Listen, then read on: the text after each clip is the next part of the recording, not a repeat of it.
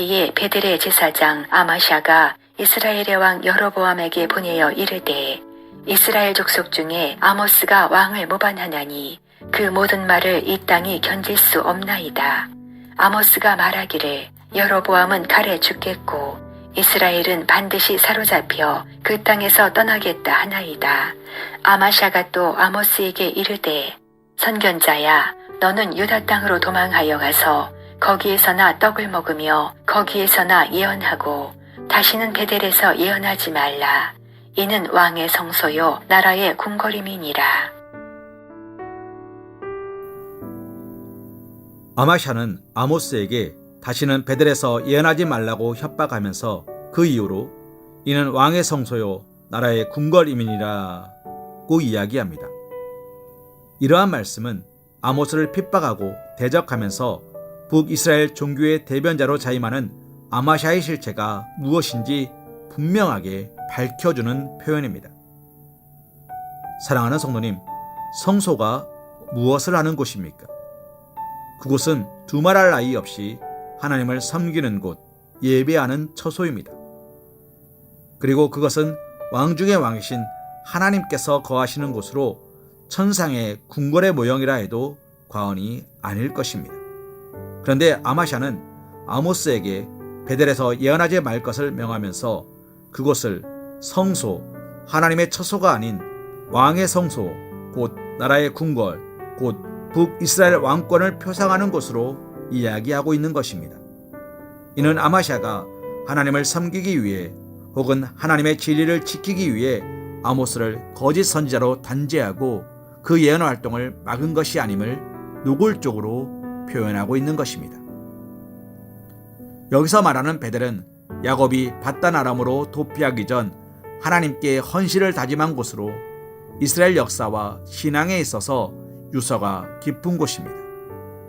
그러나 그곳은 북이스라엘 개국 시부터 인간 왕의 결정에 따라 금송아지 우상이 세워진 곳입니다.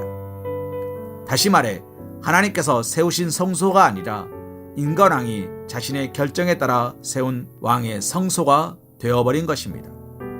이러한 사실을 자신의 논변의 근거로 삼는다는 것은 아마샤가 누구를 위해 제사장직을 감당하는지를, 그가 누구를 의식하고 자신을 성직자라 자임하는지를 드러내준다고 할 수 있습니다. 즉, 당시 북이스라엘의 왕인 여로보암 2세를 의식하고 그를 위해 제사장직임을 감당하였던 것입니다. 그런 그에게 있어 하나님의 거룩한 계시의 근거에 범죄한 북이스라엘의 심판을 선포하는 아모스는 북이스라엘의 왕권을 멸시하는 자요 전복하려는 자로 여겨졌습니다. 그렇기에 그는 아모스를 배척하고 핍박한 것입니다. 이에 반하여 아모스는 인간왕이 아니라 천상의 왕 하나님을 의식하고 하나님을 위하여 일하였습니다.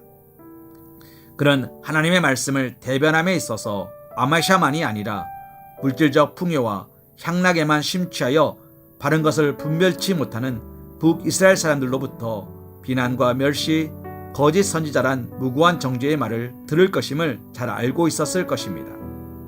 그러나 그는 이에 개의치 않았습니다.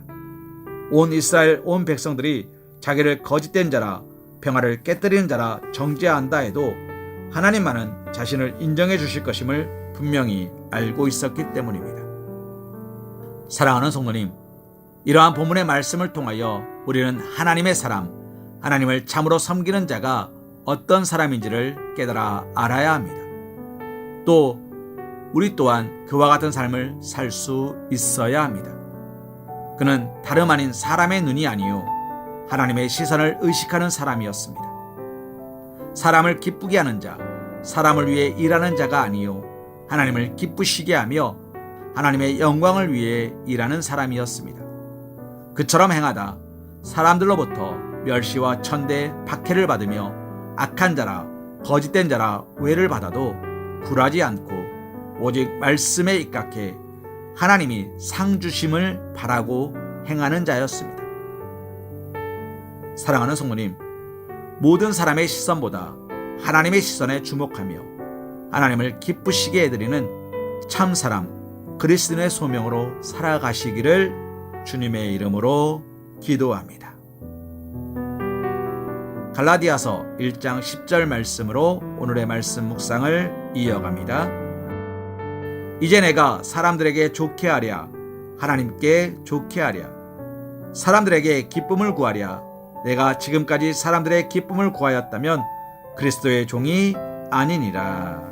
아멘.